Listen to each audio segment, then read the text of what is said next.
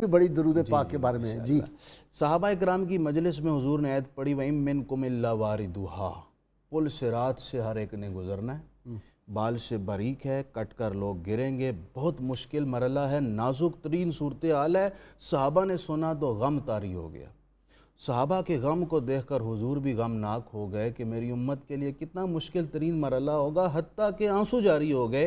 اللہ 4 ملائکہ بڑے سردار اللہ کے اذن سے حضور کی خدمت میں آ گئے۔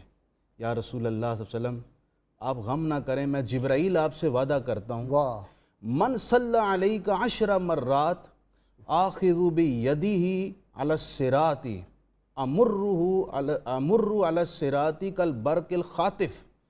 یا رسول اللہ، آپ کی امت میں سے جس نے 10 مرتبہ آپ پر درود پڑھا، میرا وعدہ ہے میں اس کا ہاتھ پکڑوں گا اور تیز بجلی کی طرح، بجلی کی چمک کی طرح میں پل صراط سے اسے پار کرا دوں۔ سبحان اللہ سبحان اللہ۔ حضرت اسرافیل علیہ السلام، میکائیل علیہ السلام عرض کرنے لگے، یا رسول اللہ، جس نے آپ پر 10 مرتبہ درود پڑھا، میں آپ کے حوض کوثر سے اپنے ہاتھ سے اس کو ایسا پیالہ پلاؤں گا کبھی پیاسا نہیں ہوگا۔ حضرت اسرافیل علیہ السلام عرض کرنے لگے، یا رسول اللہ، آپ کی امت میں سے جس نے آپ پر 10 مرتبہ درود پڑھا، میں اس کے لیے اللہ کے حضور ایسا سجدہ کروں گا جب تک اس کی بخشش نہ ہو گئی اپنا سر نہیں اٹھاؤں گا۔ واہ واہ واہ۔ حضرت اسرائیل علیہ السلام نے عرض کی، یا رسول اللہ، پل صراط اور باقی معاملات سارے بعد کے ہیں، پہلے تو میرا نمبر آتا ہے روح قبض کرنے کا۔